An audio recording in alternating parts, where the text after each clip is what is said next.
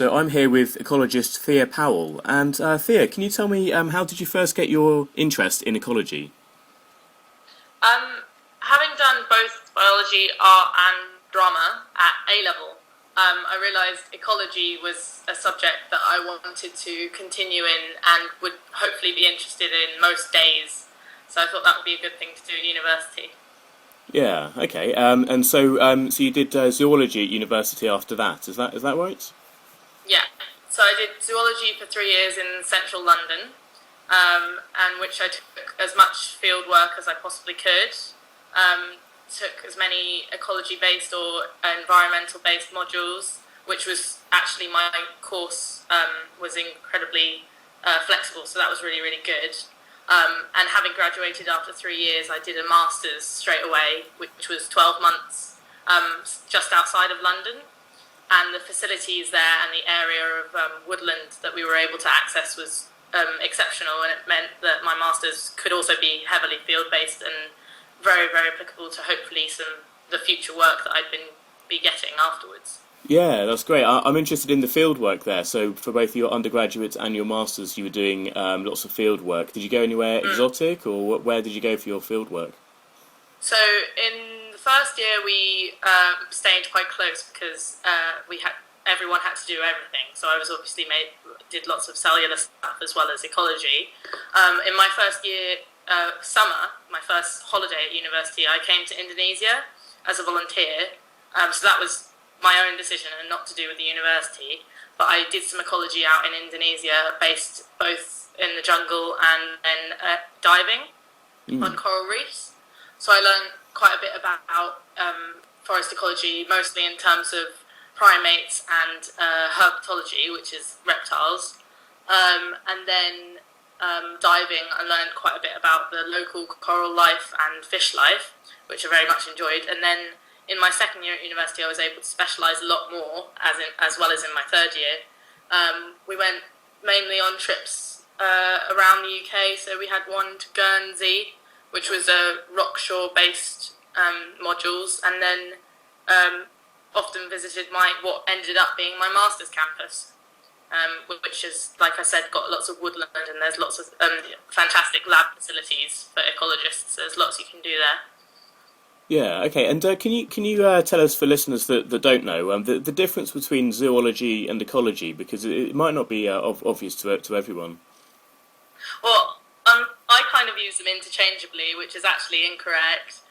Zoology is just the study of animals, so that would usually ignore bacteria and smaller things like that, and obviously ignore plants.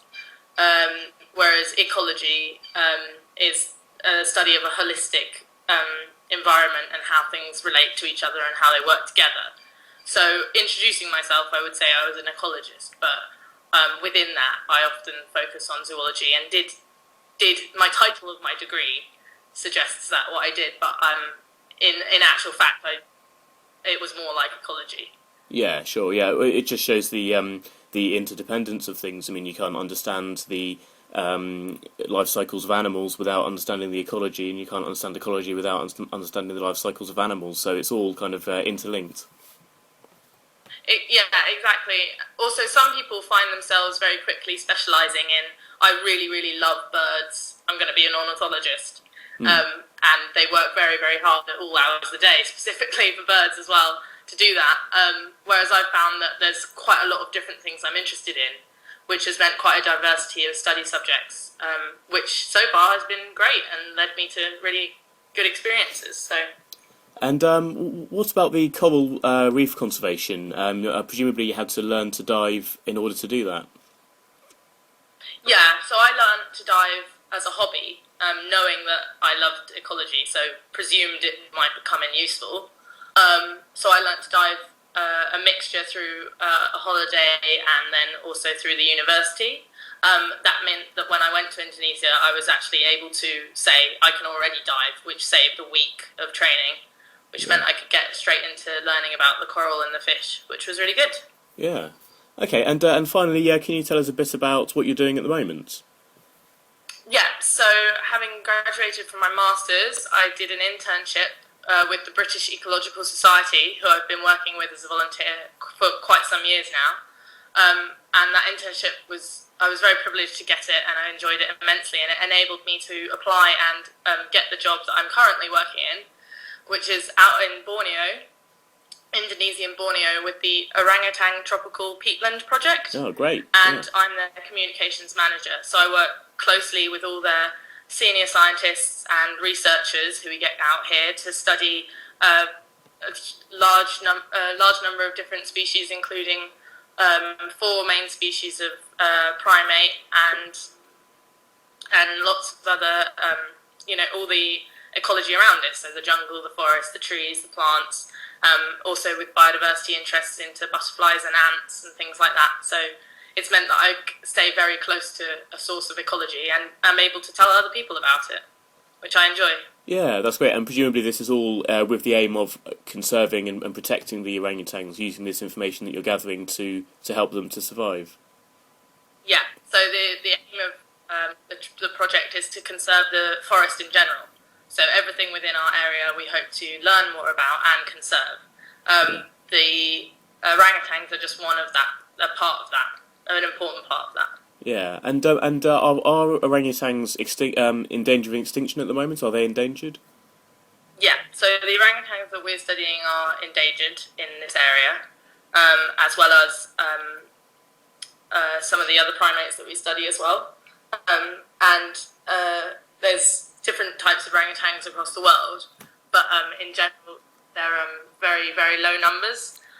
In the area that I'm working in, luckily, we're lucky enough to be able to research the largest population of orangutans in the world, which means that we're able to collect, hopefully, a lot of important data.